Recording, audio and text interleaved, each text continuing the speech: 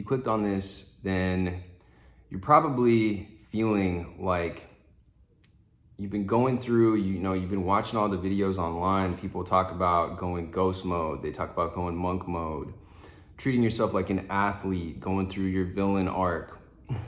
All of these different things when it comes to self-development and mindset. These things have all become trends on the internet, right?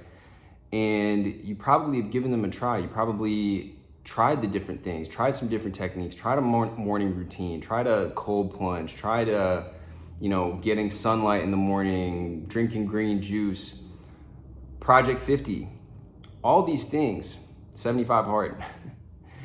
And you might be on your journey at a point where it doesn't feel like you're actually making progress. Like you're trying the techniques that all the people that you're seeing to do, like David Goggins, Andrew Huberman, you are on your mission, trying to improve yourself, trying to become that version of yourself that's able to achieve that new result and be on that new level and take your life to the next level. But it's not working, right? And I've ran into this, myself recently, is that I tried going monk mode. I tried doing like very focused, intense work. And what I noticed is that I would be doing it, but I also took in what people are saying online to the point where I was taking in their information so much that I lost sight of my own internal guidance system. And what we're talking about today is this video being your sign that you can go all in. This is your sign to go all in on whatever that thing is that you've been wanting to achieve and accomplish, and a shift in a perspective to give you that internal trust that you know what to do. Because while we look for inspiration, for motivation from these teachers, these gurus, coaches, and we can get that and it can be extremely valuable, at the end of the day, you are unique and you have your own unique advantages. You have your own preferences. Getting up at 5 a.m. might not resonate with you. You could try it out. I'm not saying not to try it, but you might find that getting up later, you might be more of a night owl. You might find yourself to have more creative productivity in the evening. And so trying to fit somebody else's custom solution that they've come up with onto you can be like trying to fit a square peg into a round hole. And for me personally, I have a lot of creativity. I have a lot of projects over the years that I've tried to do. And I've a lot of the time tried to adopt what somebody else has told me in order to achieve success. And what I notice about the people that are actually achieving more success is that they've developed their own kind of formula for what they wanted to do. Looking at music, for example, I've kind of had struggled, been scared to put my music out there. I look at all the advice of, oh, you got to get it on a blog, you got to get it on this, and nowadays it's like you got to post TikToks, you got to do this and post TikToks every single day. That's not sustainable. That's not sustainable for me, and it's not a lifestyle that I want to live. What is sustainable for me is to work hard on my music, work hard on my craft, and put it out. Get it some playlisting, do this, do that, but not make it so hard on myself. Take the pressure off. And a lot of the time that can be something as simple as getting back to what makes you feel good. The reason why you're doing it to begin with, if it's something creative, is to feel good, right? You're going to the gym also to improve your health, to feel better, to give yourself more energy. And at the end of the day, if it becomes a burden rather than an improvement in the quality of your life, then it's really not working in the way that it was intended to in the first place.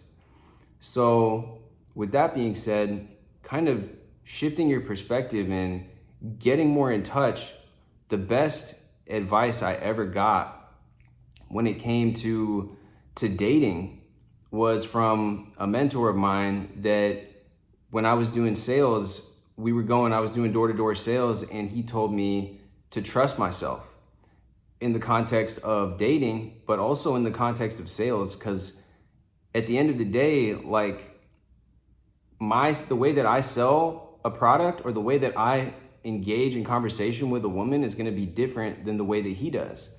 So I can take notes. I can take little examples from what he's done, what he's doing, and how he's able to get results, get that date, get that sale. But at the end of the day, you have to trust yourself. I have to trust myself that my ideas, my preferences for the way that I'm doing things, and my inspiration is going to come to me if I get in touch with myself, if I get in touch with that inner voice. And you can't do that from just getting lost in a treadmill of constantly consuming. Nowadays, we have such a short attention span, and not only are we influenced by our peers, by the media, by our teachers and everyone around us, which tends to be, a lot of it tends to be negative, unfortunately, but we also have social media influencing us constantly, day and night. And being that person that is constantly addicted to consumption can cut off your power from source, can cut off your power from that divine inspiration that comes to you only in the stillness, only in the silence. And Neville Goddard talks about going into the silence, as do many spiritual teachers. And if you can do that and get yourself off of TikTok, Instagram, YouTube, whatever it may be, Netflix, constantly being around people, that is when you will have that time to go into your inner world, craft that person that you are desiring to be, and receive downloads from the universe, from source energy that will guide you, that will show you the steps that are necessary in taking. And doing that, by engaging in that process, you can then go back to your 3D reality, to your everyday life, and shift from a consumer to a creator. Adopt the creator mindset and stop focusing so much on what everyone else is doing, and focus on you, on your interpretation of what's going on. A lot of the times we get emotional, we have reactions, and that's part of what it is to be human. I'm not saying that you need to cut yourself off from your emotions completely, but in that stillness, in that calmness, rather than, I talk about this a lot, but there's this stillness right here. And the masters of alchemy, masters of the wisdom keepers that have passed down wisdom through the centuries, they know that everything operates on a scale. You know, there's light and darkness, there's hot and cold, there's sadness and fear, and then there's joy and positivity, right? And if you think about that and everything being on a spectrum and the polarity, you can think from an emotional perspective.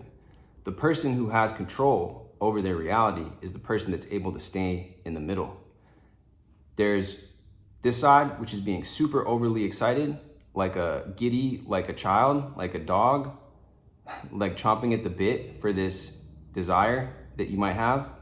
And then there's the avoidant anxious, and that's what it's termed in relationships too, is the avoidant anxious personality that wants to avoid it and they're fearful of it. And in between is the calm centeredness. And if you think about it, that calm centered approach is in alignment with the approach of the person that is in tune with themselves, the approach with the person that believes that the universe is working in their favor. Because the person that's so excited is attached to the outcome so much, and the person that's also fearful is also has the same problem. They're attached to the outcome so much. And I can think about it with my music or any of my creative aspirations. And it's like, if I think about it and I'm honest with myself, the lack of results, the lack of success stems from flip-flopping in between these two states. Too excited, too fearful. Fear of being judged, fear of being disliked, fear of how are people going to receive this? How are people going to receive my music? It's the same thing in dating. It's the same thing in career success, any sort of endeavor that you're doing. The people that don't want to wake up in the morning or go to the gym, they're afraid that they won't make it. Then on the other hand, you have this overly excited thing that's also too attached. The guy that goes up to the girl that's just wide-eyed and frothing at the mouth, he doesn't truly believe that he deserves it because he's too excited about it. And same thing, if you're talking to a blogger who's going to promote your music, that type of overexcitement, it's not in alignment with the person who that reality is natural to, the feeling of naturalness. And so getting in tune with that relaxed state, coming from a state of relaxation is the prerequisite to manifestation.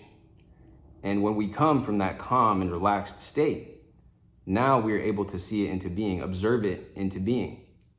And we're able to look at situations more objectively because we're not so attached to them. We put a little bit of distance. There's a distance between stimulus and response. And now we're able to choose how we act. We're able to not get reactive, but to choose our response to a situation. This also goes hand in hand with that stillness that allows us to have that inner knowing, because now we're able to receive answers from the universe or from the operant power, whatever you'd like to call it, the all that is, the infinite intelligence that governs everything.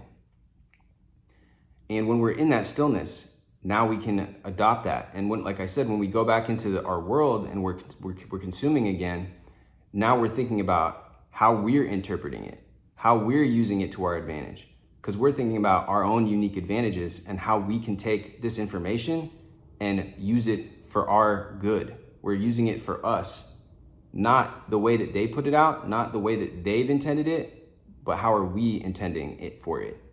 And so we adopt this creator mindset where now we're able to create things. We're able to create our reality, create that new version of ourselves and step into that version that has power, that believes in themselves, because ultimately that belief in yourself and in your abilities and trust of yourself is the most powerful thing that you can have. Now, when it comes to goal achievement, there's many other various techniques, like I said, and I'm not going to go into all of them that you can use, but the foundational piece is that calm centeredness, because once you develop that, then you're able to trust yourself. And if you have that intuition that you want to go to that coffee shop or you want to go to that place to get ice cream, because even though what you've listened to tells you that ice cream isn't healthy for you, but you just want to do it because it makes you feel good and because it's the right thing for you, then you go there and you end up striking up a conversation with somebody that ends up leading to a podcast interview, or it ends up leading to something else, or you meet somebody and you go on a date with them, because now you're in alignment with your intuition. Now you're in alignment with source, and it's guiding you, and it's constantly guiding you. And the more that you break your attention, your hypnosis, basically, we're constantly being hypnotized from everything outside of us, like the 3D world. The more that you go inward and then reflect on inward what it is that you choose that you want, and following that inward knowing, the more that you'll be in touch with the things that allow you to take inspired action. Because it's not about just sitting around either. It's about doing the work and taking action. But it has to be the inspired action. It has to be that action that's not frantically scrambling everywhere to try to get something done, to try to chase the outcome. It's the action that comes from within, from that self-trust. So with that being said, I hope that this video offers you some inspiration to take this as a sign to go all in on your passion, on whatever it is that you've been wanting to do for yourself, and listen to that inner voice. Like I said, think about what is true for you. What are your strengths? Where do your strengths lie? Not what everybody else is saying. It's not about running 40 miles like David Goggins. It's not about doing the exact routine that Andrew Huberman suggests. It's not about listening to Tim Ferriss's blog or any of these people. It's about doing what feels right for you. And your output will then begin to hopefully build on itself and snowball, because now you're operating in alignment with yourself and what you know to be true and what's right for you. Anyways, guys, much love. As always, take this as your sign to go all in. And with that being said, hit me with a like, hit me with a subscribe, and I will see you guys in the next video.